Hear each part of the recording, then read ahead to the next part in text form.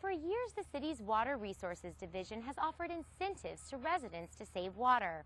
Up next, Inside Santa Barbara's Alex Coverson introduces us to people who took the city up on their offer and are now saving water and money. There are heroes around us every day, walking in our midst. Heroes take brave strides towards positive changes to help others. Would you consider a person who is water conscious to be a hero? Well, the city of Santa Barbara does. They are our water heroes, people conserving water to save resources for the benefit of the environment and community. The city of Santa Barbara supports residents making those positive changes and doesn't expect them to do it alone. We encourage residents to save water both inside and outside because water conservation is part of our water supply.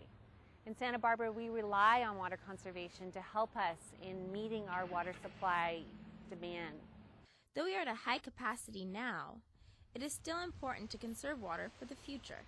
Water conservation is important in both that we rely on it to get us through the dry times, and as well it's beneficial to the environment. It helps our local fisheries keep water in our reservoirs and lakes, and it's really just the right thing to do.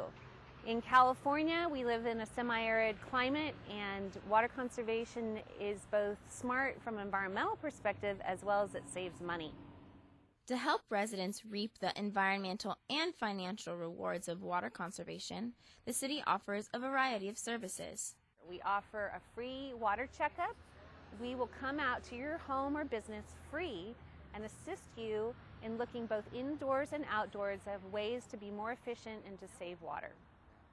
Residents can also get helpful information online and find out about water education programs, rebate offers, and even a free rain sensor. Local water heroes have taken advantage of these resources. For Indy and Omar Salah, a small change to their front yard led to a major rehaul, thanks to the City of Santa Barbara's rebate program. We decided to start a cactus garden, and we were actually very fortunate because I'd say about 50% of the plants were salvaged and or given to us by neighbors who had larger plants with babies. And then we had a sewer problem that resulted in needing a plumber. And our plumber thought that if we wanted to carry out more of this style of gardening, that we should look into the city's rebate program, which is excellent, and we did. And we got rid of all the grass. The Salas, along with a number of other residents, recognized that by getting rid of their lawn, they would be able to save not only water, but also money on their water bills. As the Salas learned, it doesn't take a big crew to make a big change to your lawn. So the actual grass removal, we hired someone to help us with because we did the center ourselves and it was no fun. And after that, we did everything ourselves. So we amended the soil, we got Vista Tree to deliver some of the mulch, and we went out to all the nurseries. We tried to go as native as possible. I mean, not all the plants are native to this area, certainly, but a large portion of them are. And we did the planting.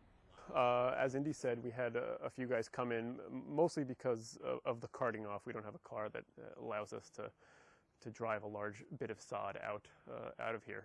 So they chopped it up.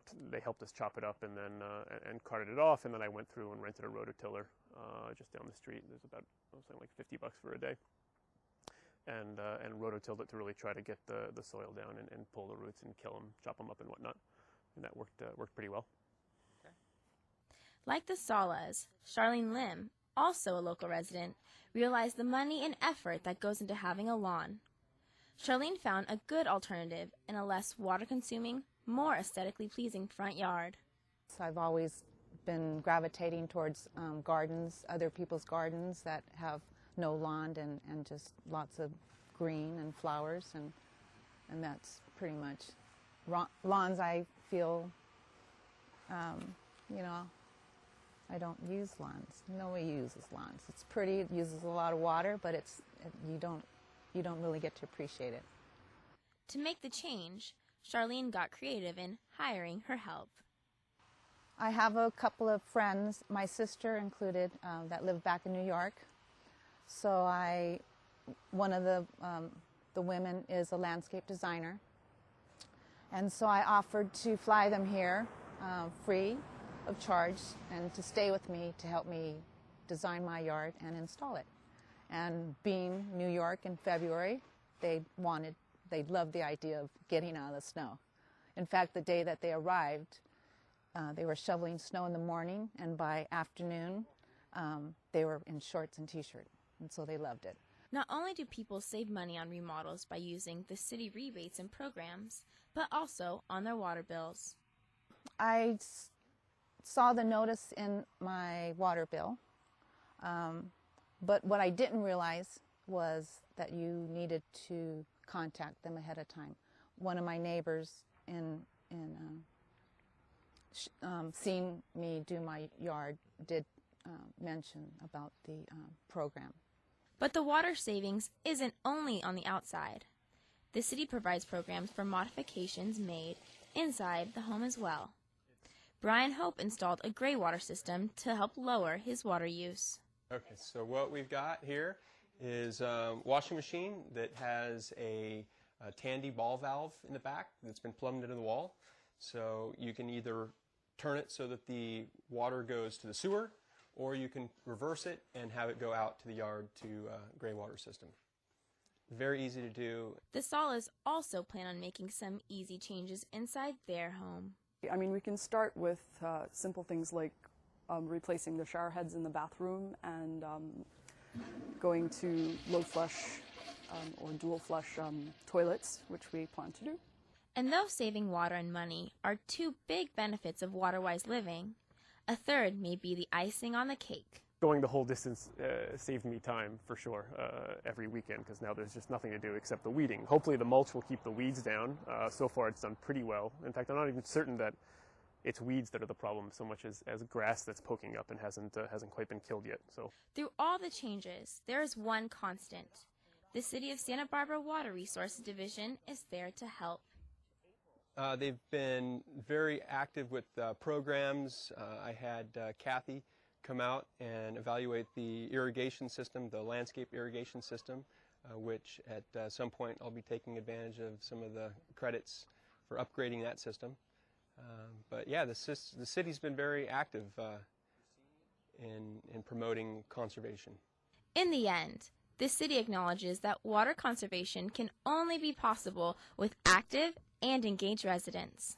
Residents of Santa Barbara have done a fabulous job saving water. We're so fortunate that we have environmentally conscious, water conservation conscious community, and we at the city really appreciate that. We want to thank all of our water customers through all the years that we have saved thousands and thousands of gallons of water every year.